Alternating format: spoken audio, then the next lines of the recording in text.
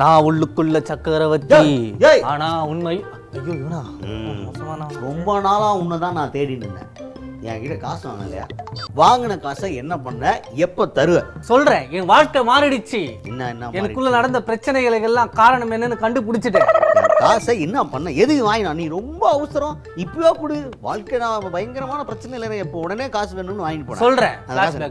ஜல ஜல ஜல ஜல ஜல ஜங்கா புல புல புல புல புல புல புங்கா Johnny Johnny yes papa eating sugar no பாப்பா.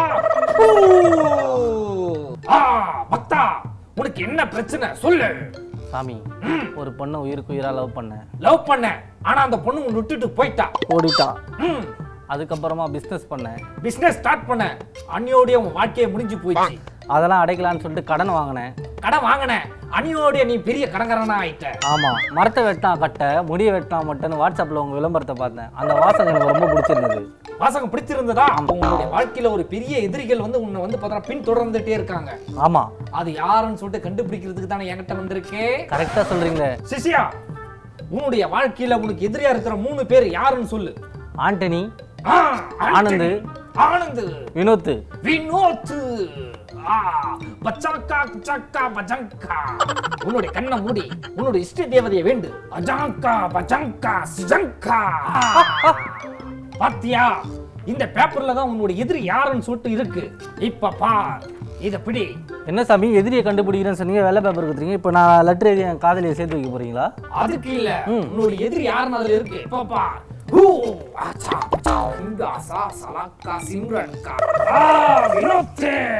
எப்படி சாமி? ஆஹா, வாழ்க்கையில உனக்கு எதிரியா இருக்கிறது வினோத் தான். ஆமா, அத பார்த்தா அழிக்கிறதுக்கு நான் ஒரே ஒரு சக்தி பரிகாரம் பண்ணணும்னா ஒரு 20,000 ரூபாய் காசு தேவைப்படுது. அந்த காசு இருந்தா நான் இமயமலைக்கு போயிட்டு நான் ஒரு பரிகாரம் பண்ணிட்டு வருவேன். இல்லன்னா உன்னுடைய உயிருக்கு ஆபத்து ஆயிடும். சீக்கிரம் கூட பரிகாரம் பண்ணணும். ஓகே, நான் இப்பயே இமயமலைக்கு போறேன். மீண்டும் நாளை உன்னுடைய பரிகாரம் எல்லாம் முடித்து விட்டு நான் வருகிறேன். அப்படியே வரும்போது சூப்பர் ஸ்டாரை பார்த்துட்டு வாங்க சாமி. கண்டிப்பா வருகிறேன். கண்ணு முடி தரது கூட இமயமலை போயிட்டார சாமி. உன்னுடைய சக்தியோ சக்தி தான். பாத்தியா, தங்கமான ராசு பாத்தியா? யாருக்குமே தெரியாது, ஏன் நமக்கே தெரியாது. நம்ம கண் முன்னாடி யார் எதிரின்றத கண்டுபிடிச்சாரு பாத்தியா?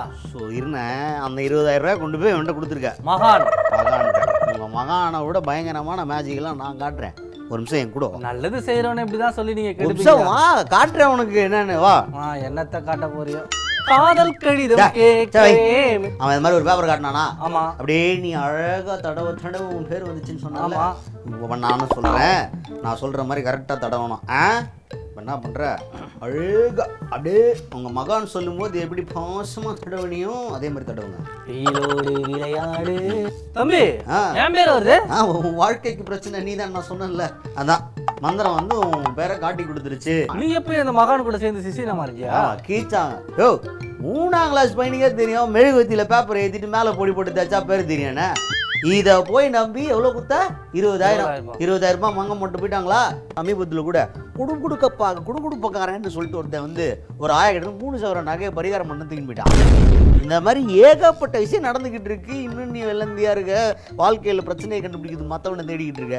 நம்பிக்கை இருக்கலாம், மூட நம்பிக்கை மட்டும் இருக்கவே கூடாது. அந்த பேப்பர் அப்படியே ஃப்ரேம் பண்ணி வீட்டுல மாத்தி வச்சுக்கா. பிள்ளைங்களாம் கேட்டா இப்படிதான் கேவலமா உங்க அப்பா ஏமாந்தான்னு சொல்லி காட்டா அப்பப்போ. அப்பதான் அவங்களாவது ஏமாறாம இருப்பானுங்க.